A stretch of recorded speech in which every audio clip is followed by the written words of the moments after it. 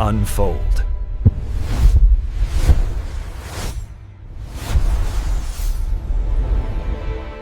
오늘 우리가 들여다볼 이야기는요, 정말 한국 사회를 충격에 빠뜨렸던 전세지옥 사태입니다. 이게 그냥 단순한 사기 사건이 아니에요. 어떻게 국가 시스템이, 바로 국가가 이 거대한 폰지 사기에 판을 깔아줬는지 그 속을 한번 제대로 파헤쳐 보겠습니다. 바로 시작할게요. 이건 그냥 돈 문제가 아니었습니다. 사회에 첫 발을 내딛던 우리 주변의 한 청년이 정말 안타깝게도 세상을 떠나면서 남긴 마지막 말이었어요. 저의 죽음이 해결의 계기가 되길 바랍니다. 이 한 문장, 이 문장 하나가 이 전세 사기라는 비극이 얼마나 무거운지를 정말 가슴 아프게 보여주고 있죠. 70%. 이 숫자가 뭘 의미할까요? 이게 바로 전체 피해자 중에서 20대, 30대가 차지하는 비율입니다. 정말 압도적이죠? 이제 막 돈 모아서 독립하려고 내 집 한번 마련해 보려고 했던 그런 사회 초년생들이 범죄의 가장 쉬운 타겟이 된 거예요. 진짜 꿈이 한순간에 산산조각 난 거죠.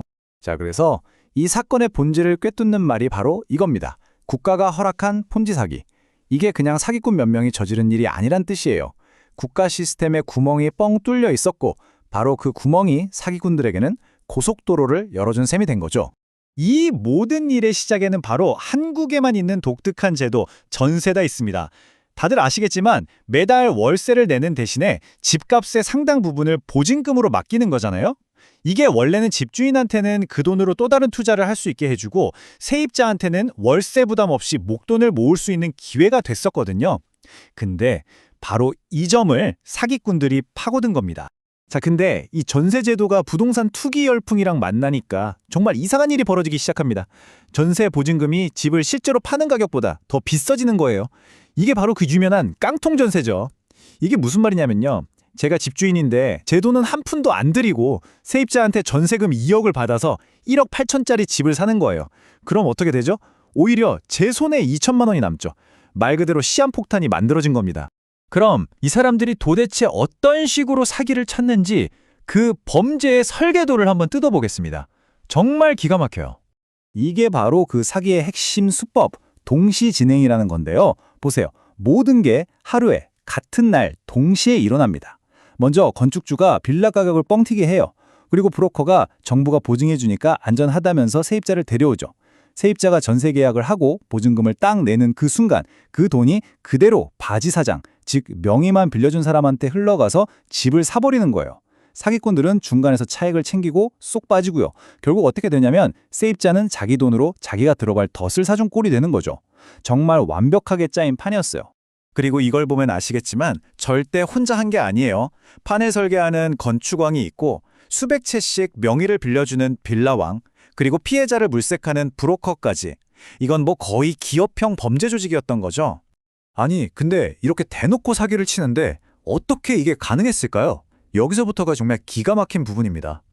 바로 정부가 여기에 어떻게 엮여 있는지 한번 보시죠. 원래 세입자들 보증금 떼이지 말라고 만든 국가기관이 있어요. 주택도시보증공사, 허그라고 하죠.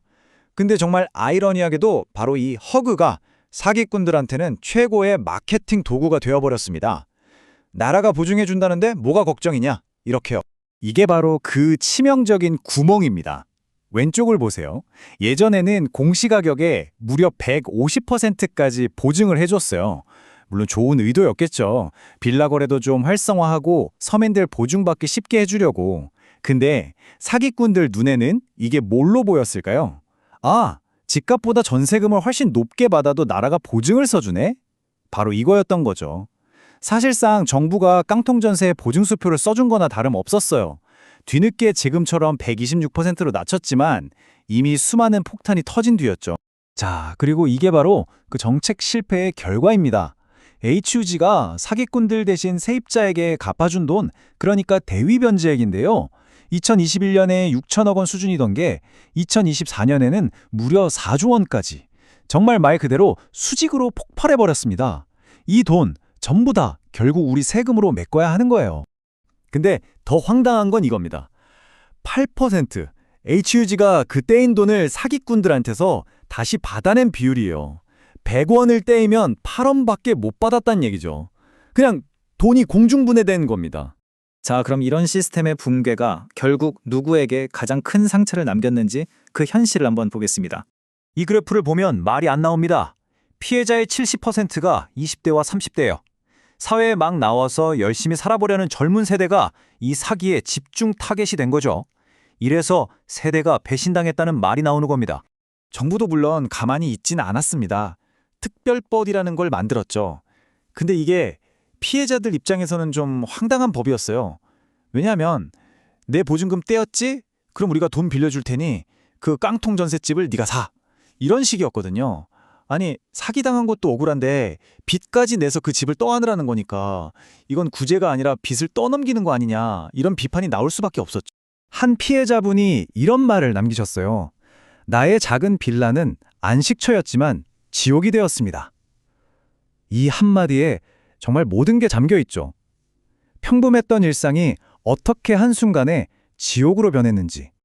자, 그럼 앞으로는 어떻게 될까요? 이 전세 사기 사태는 이걸로 끝이 아닙니다. 지금 더 큰 후폭풍을 몰고 오고 있어요.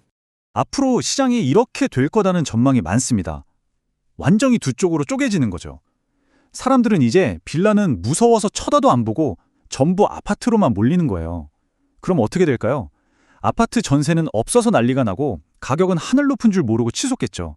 반면에 빌라는 아무도 안 찾으니까 거래 자체가 안 되는, 말 그대로 유령 자산이 되어버릴 수 있다는 겁니다. 결국 이 사태가 가져온 가장 큰 변화는 이거예요. 어쩌면 전세라는 제도 자체가 사라질지도 모른다는 거죠. 이제 너도 나도 월세로 전환하고 있는데 이건 결국 우리 모두의 주거비 부담이 훨씬 더 커진다는 걸 의미합니다. 오늘 이야기는 여기까지입니다. 마지막으로 이런 질문을 한번 던져보고 싶어요. 사람들을 지키려고 만든 시스템이 오히려 사람들을 벼랑 끝으로 내몰았다면 과연 그 책임은 누구에게 있는 걸까요? 이걸 그냥 운이 나빴다고 말하고 넘어갈 수 있는 문제일까요? 우리 모두가 한 번쯤 깊게 생각해봐야 할 질문인 것 같습니다.